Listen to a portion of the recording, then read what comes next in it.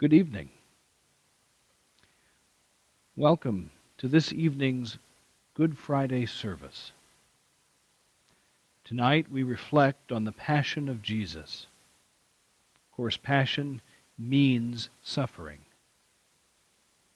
And so tonight we hear a series of meditations on Jesus' last hours. Let us pray.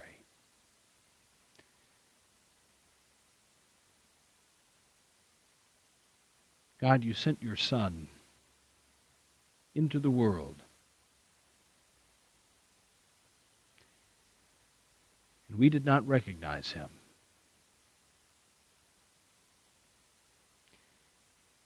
As we hear again these vignettes from Jesus' last hours of life, help us to locate ourselves in the stories. Help us to reflect on what's happening. And help us to see your grace in action, even amid the brokenness of our lives and the brokenness of the world we live in. Amen.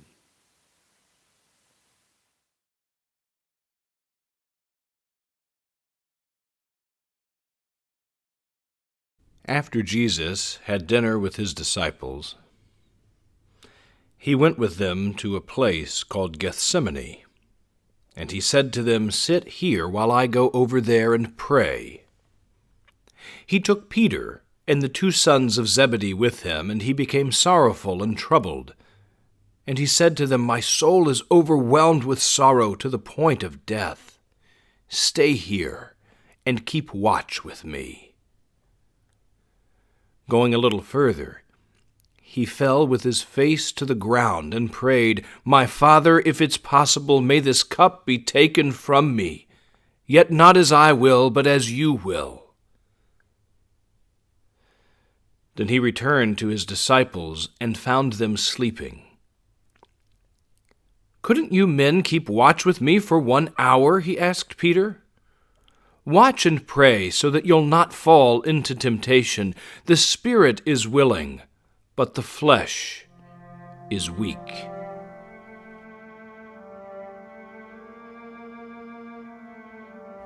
As he was speaking, Judas, one of the 12, appeared. With him was a crowd armed with swords and clubs, sent from the chief priests, the teachers of the law, and the elders. The betrayer had arranged a signal with them. "The one I kiss is the man. Arrest him and lead him away under guard." Going directly to Jesus, Judas said, "Rabbi," and kissed him. And then the men seized Jesus and arrested him.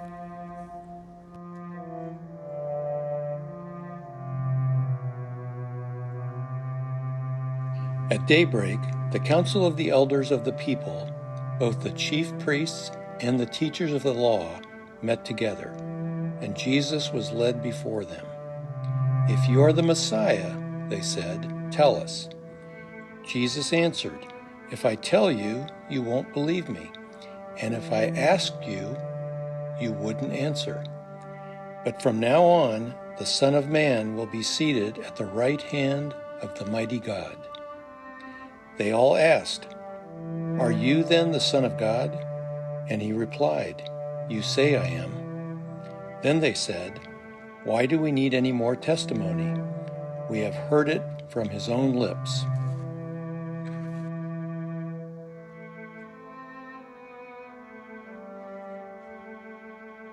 Peter was sitting out in the courtyard, and a servant girl came to him. "You also were with Jesus of Galilee," she said, but he denied it before all of them. "I don't know what you're talking about," he said. Then he went out to the gateway, where another servant girl saw him and said to the people there, "This man was with Jesus of Nazareth." And again he denied it, with an oath, "I don't know the man." After a little while, Those standing there went up to Peter and said, "Surely you are one of them. Your accent gives you away." Then he began to call down curses on them and swore to them, saying, "I don't know the man." Immediately a rooster crowed, and Peter remembered the words Jesus had spoken. "Before the rooster crows, you will disown me 3 times." And Peter wept bitterly.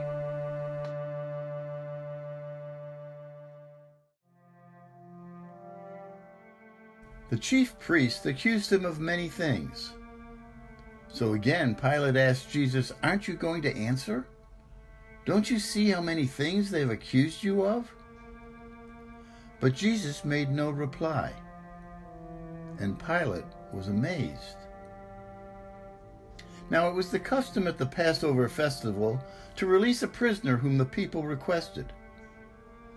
A man called Barabbas, who had committed murder in the uprising, was in prison with the insurrectionists. Pilate asked the crowd if they wanted him to release the King of the Jews, knowing it was out of self-interest that the chief priests had handed over Jesus. But the priests stirred up the crowd to have Pilate release Barabbas instead. "So what shall I do with the one you call King of the Jews?" he asked. "Crucify him," they shouted. "But what crime has he committed?" The crowd wouldn't stop shouting, "Crucify! Crucify!" So to satisfy them, Pilate released Barabbas.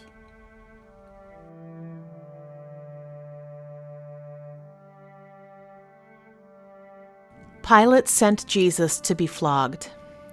The soldiers twisted together a crown of thorns and put it on his head. They clothed him in a purple robe and went up to him again and again, saying, "Hail, King of the Jews!" They slapped him in the face and spit on him. Pilate tried again to set him free, but the leaders kept shouting, "If you let this man go, you are no friend of Caesar."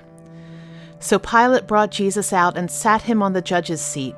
"Here is your king," he said to the Jews. But they shouted, "Take him away, crucify him," and yelled, "We have no king but Caesar." So Pilate handed him over to be crucified and washed his hands of the ordeal.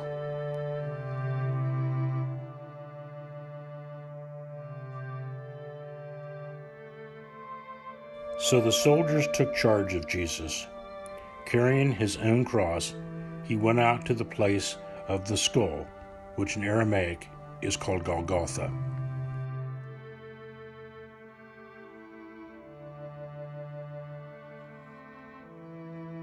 Again and again the soldiers struck him on the head with a staff and spit on him as he stumbled with the cross. The soldiers seized Simon from Cyrene, put the cross on him, and made him carry it behind Jesus.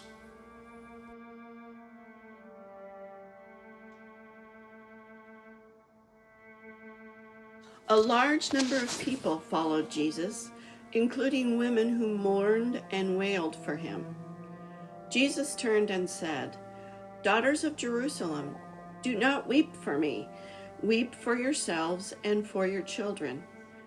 For the time will come when you'll say, 'Blessed are the childless women, the wombs that never bore, and the breasts that never nursed.' Then they will say to the mountains, 'Fall on us,' and to the hills, 'Cover us.' For if people do these things when the field is green, what will happen when it is dry?"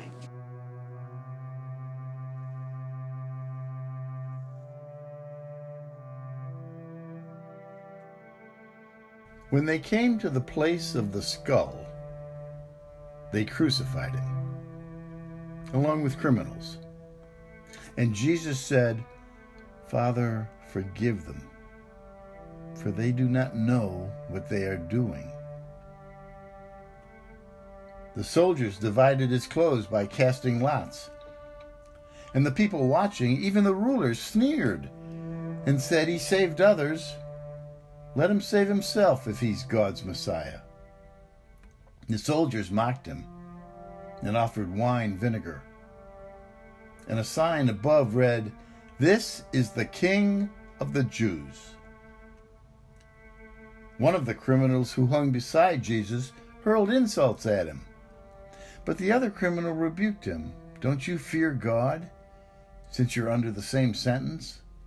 We are punished justly, for we are getting what our deeds deserve, but this man has done nothing wrong." Then he said, "Jesus, remember me when you come into your kingdom." And Jesus answered, "Truly I tell you, today you will be with me in paradise."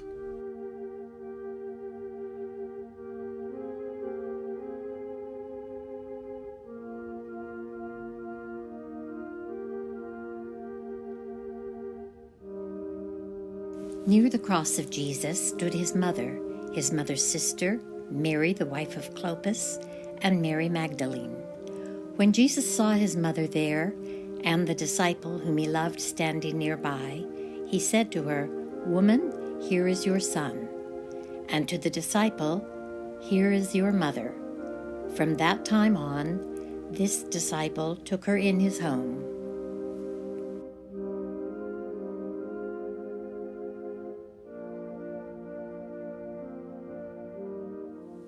Peter Story, a retired pastor active in the church in southern Africa, reflects on Jesus' last words from the cross in his book, Listening at Golgotha. His experiences of working for justice and reconciliation in his home country profoundly shape his understanding of Jesus' crucifixion and of his resurrection. In his reflection on Jesus' word, "Woman, here is your son, here is your mother," he observes that in giving his mother and his beloved friend John to one another, Jesus created a community that was to become a family to the widow, the orphan, the outcast, and the stranger. Story writes of our call to such a community as a sacred trust. And he asks, if we accept this, can anybody suffer hunger, homelessness, or need? Would there be any lonely old people? Could there be a single unwanted child? If Jesus has made everyone kin to me, would that not make every war in history a civil war and every casualty a death in my family? Story goes on to write, from the cross where he is nailed, Jesus nails us to each other. Artist Jan Richardson was commissioned to do a series of charcoal drawings to accompany the book. And as she sat at her drafting table, contemplating the manuscript, she recalls cringing at that line. I wanted some other word there besides nailed. I wanted him to say that Jesus binds us together or joins us to each other or some other image less graphic and bloody. But as I continued to sit with the image, I began to realize he was right. In our loving, in our call, in the struggle to be community, we get nailed. We know stories of women and men who have lived with abuse. We've been drenched with images of terrorism and warfare. Some of us have likely seen some even participate in their own wounding because they don't know how to live any other way, or believe that somehow suffering is redemptive and should be sought out. But what Story claims is not that Christ desires or wills our wounding. Rather, he recognizes and names what happens when we try to be family to one another. Christ doesn't call us to seek out pain. Pain is not the goal. It does, however, seem to be an inextricable part of loving. When it comes to love, there's no need to seek out suffering. In the risk of opening ourselves to one another, the wounds will open of their own accord. We call the crucifixion of Jesus the Passion. We call it that from the Latin for suffering. And so it is, for us as well as for Jesus. Each time we stretch out our arms in love to one another, every time we open our hearts, we find the shadow of the cross. And we find a glimpse of the open tomb. We are nailed, indeed. And it is our keenest grief and our deepest joy. Pierce, break, tear, nail. The older we get, the longer and more deeply we love. And the more the words become part of the vocabulary of the community to which Christ calls us. It's part of the language of hearts that seek to live in relationship with one another, with all the risks and losses and joys that come along with loving. Jesus' final word from the cross, "Into your hands I commend my spirit," reminds us that every relationship will at some point contain a goodbye. Yet we who know the rest of the story know that Jesus' last words are not the final word. There are more words to come, words that Christ will add to our vocabulary, our story, this community. But for now, we wait, nailed to one another.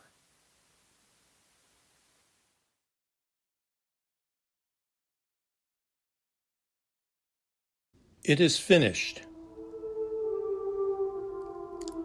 And with that, he bowed his head and gave up his spirit.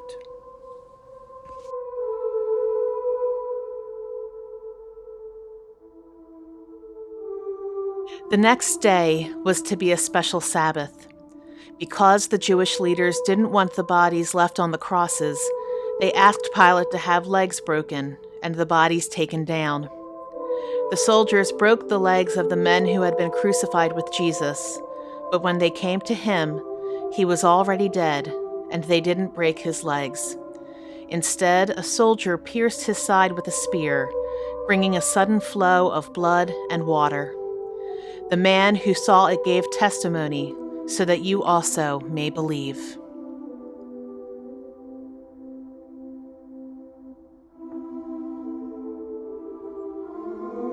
Later, Joseph of Arimathea asked Pilate for the body of Jesus. Joseph was a disciple of Jesus, but secretly because he feared the Jewish leaders. With Pilate's permission, he took the body away and was accompanied by Nicodemus. He brought a mixture of myrrh and aloes. Taking the body, the two wrapped it with spices and strips of linen. This was in accordance with Jewish burial customs. Near the place where he was crucified there was a garden, and in it a new tomb in which no one had ever been laid. They laid Jesus there.